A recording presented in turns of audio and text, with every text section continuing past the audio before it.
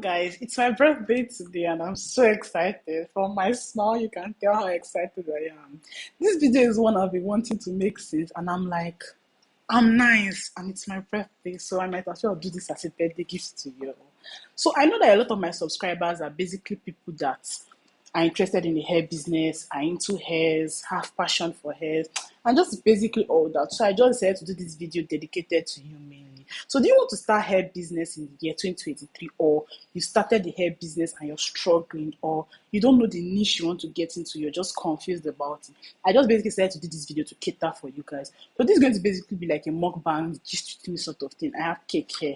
I got a lot of cake for this birthday and I'm so excited. So what other way to celebrate it than this? So if you know it's something going to be interesting to watch it, then let's get right into the video, shall we? This video, I want to make this video a very relatable video. So I decided to start by sharing my story on how I started the hair business, how I got into the hair industry. So if you know me, you know that I have elder siblings. I'm the last one of 4 children, and my sisters, they like hair. So when I was coming to school, when I was entering university, I got hairs from them, and I did not know the value. I didn't know how to take care of them. I got more hairs during COVID, and I did not know how to take care of them. The first time I bought a hair with my money was still during that same COVID period. One hair from Miss Waneka, and I still could not take care of the hair. So all my hairs were not turning to dustbin. Like, I'm adding hair to the list of the hairs I have. Once I wear the hair stops. The hair becomes trash. I'll leave the hair. Like, I didn't know how to take care of the hair basically. So I decided I was going to go and revamp my hairs. I took the hairs to a salon, and then I asked how much is revamp. Then they told me the revamp was 3,000. And I was still trying to price with them, and they were like, "Madam, if you cannot pay this 3,000, I'll get that." I was like, 3,000 naira, I should get out. I was so pained that day. I was ranting and ranting and ranting. I was ranting to my friend that, how this will make me pay 3,000 naira for revamp? And I went there with like 5 hairs that until a revamp, and they said I should pay 3,000 naira. My friend was like, why are you paying 3,000 naira for revamp when you can learn how to do revamp? I was like, okay, that is the next step. Now I want to learn how to do revamp. So these people will not be charging me stupid money. And if you know me, that they're going to make money from my head because I have a lot of hairs. I started searching for where to do revamp. That was during COVID, so I was bored. Kuku was not even doing anything. I was searching, I didn't get. Then my friend Tammy, if you're watching this video, you're the one that actually inspired this whole hair business. So thank you very much. She was the one that sent me a page that time that they were doing a online revamp class. I paid 5,000 for an online class, and then I learned it. Then I started doing hairs for myself. I started revamping my mom's hairs, and my siblings basically started giving me their hairs to do because they trusted me enough not to destroy their hairs. Okay, that was the first thing I learned, revamp. During that same period, when I started learning revamp, I was like, okay, I might as well learn wigging. So I reached out to one this hairstylist in Port Harcourt, and she was offering online classes that period. I paid for the online class. I learned wigging, how to bleach frontal. So this I paid for 2 separate classes. I paid for revamp from one place. I paid for wigging from another place. All online classes. The third class I paid for during that period was closure making, because I had a lot of bundles that I didn't have closures for. And then closures just became extraordinarily very expensive. And then I saw one class on how to do closures. I paid for the class. This was still online classes. So I had not done any physical class by this time. The classes were still very cheap, and this was still during that COVID period. This was like towards the end of COVID. The classes were still very cheap, so they didn't take me seriously. Like, it was just a normal video class, and the video, now watching the video, now I know how to make videos. The videos were completely useless. But basically what she taught me in that class was how to tie my knots. I learned that from there. I started doing how to refill closures then, but I was not still making closures. It now took 1 year. So when I resumed school that period, I resumed with, I knew how to wig, I knew how to revamp. So that's what I was doing up until I went home that period. Then I saw one of my secondary school senior like that. She knew she was doing closure making, and I reached out to her, how much, and she told me. And then when I was ready, I reached out to her. She had increased the price, and I'm like, why am I paying this much for a class? Like, it was expensive to me at that point in time. But after a while, I was like, you know what, chest it. I paid for the class. I think I did that class for 1 month, and I learned closure making from her. That was the first physical class I attended. Meanwhile, I had been doing the hair business now for over a year and a year plus. I had been making money. And I knew that hair business is something I was going to gain money from, so I had to invest money. So that was the first physical class. So after that, the next class I attended was the next year, which is this year. And that's when I learned frontal installation and bridal styling. What I told myself was that every year I was going to learn something new. It's either I learned 2 things or 1 thing, but there must be one new thing that's added to my portfolio to be like, this is what I learned newly. And then that was when I learned frontal installation, this long back period.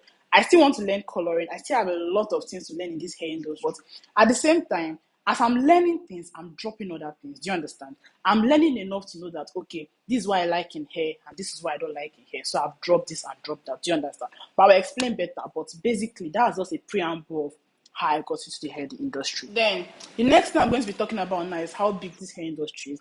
I feel like a lot of people underestimate this hair industry and it's to pay me, like it pains me to my bone marrow. When it comes to makeup, I can decide that I do not like makeup and I don't want to do makeup, and it's totally fine. But you see, this hair, you must care. That is the gospel truth. You must care about hair because hair industry is so big. If you feel like you're not in the hair industry, you are paying somebody to be in the hair industry for you. Okay, you say you don't like human hairs, you don't wear human hairs. Don't you still braid your hair? The person that is braiding your hair is the person not in the hair industry. Okay, you don't braid your hair, you cut your hair.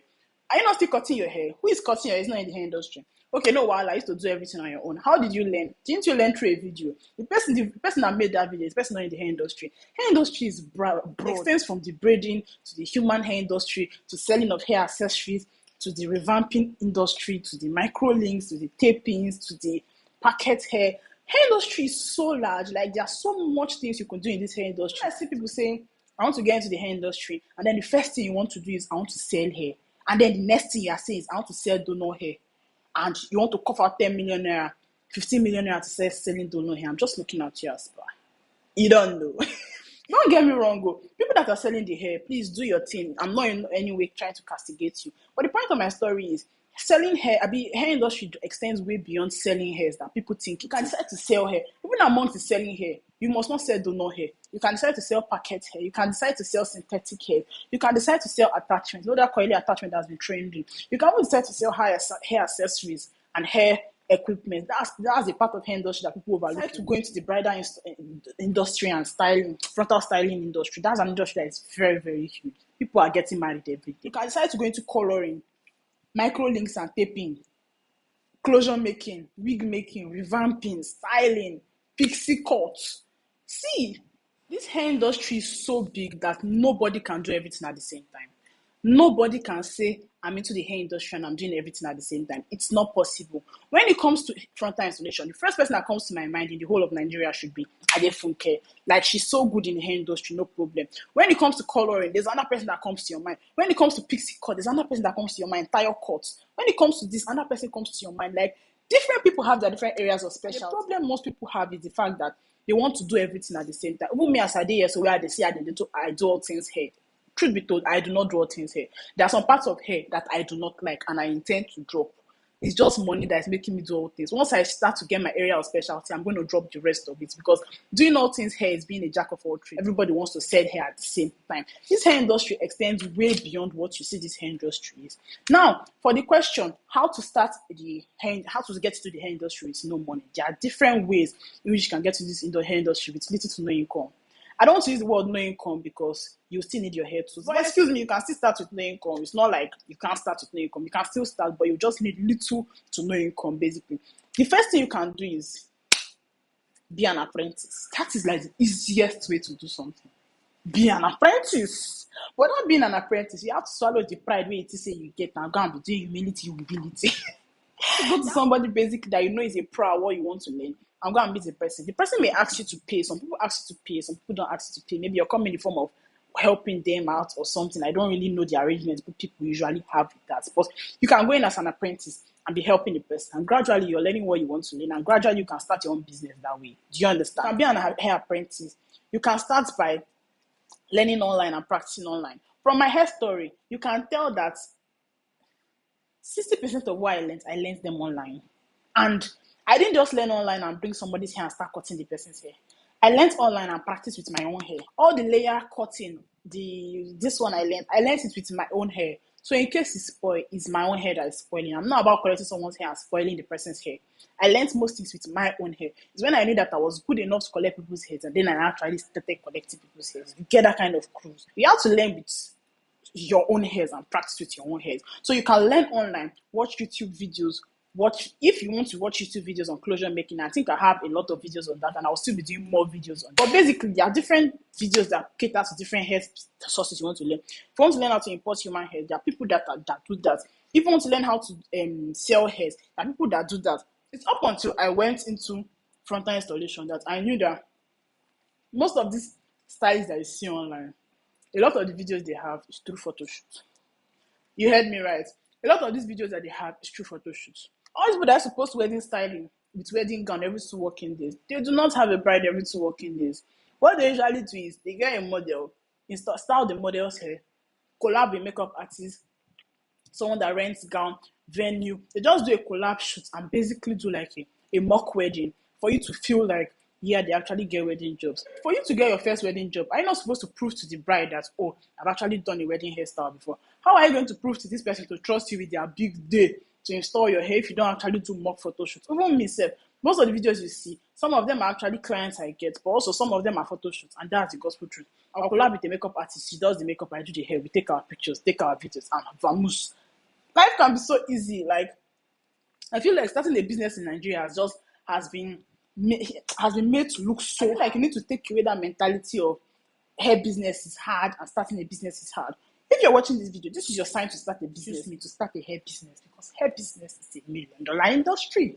And hair business is like both males are in the hair industry, both females are in the hair industry. Like this hair industry, and it extends beyond time. People always wear hair. If people are not wearing wig today, they are going to be doing sewing tomorrow. Like no matter how it's continuing to, waiting they call them, what is the name of that word? No matter how it's going to evolve, that's the word. No matter how it's evolving, it's still evolving to a different way and a different dimension in which you can learn. So as you're evolving, you too are evolving with it. See, life is not that difficult too. And so also this hair industry is not that difficult. So there are different areas of hair that you can specialize in and actually make money out of it. Don't think that you want to do everything here. Because my sister, you go tire. The hair, there are different areas of hair that are still evolving and will continue to evolve. So thank you. Thanks a lot for watching this video. I do hope this video was not as long as it seemed to me, because this video was very, very long to shoot. But I do hope this video was not as long as it is. I do hope this video was not as long as it seemed to me, and I do hope you picked out something from this video. This video is your sign to start up something today, and if you actually want to talk about it, you want to know more about it, you can tell me, DM me or message me in the comments, or leave a comment down in the comment section and tell me what part of hair you want me to talk about and expatiate on. I just might do a video on that. Thanks a lot for watching this video. I do hope you enjoyed this video, and I'll see you in my next video. Bye bye.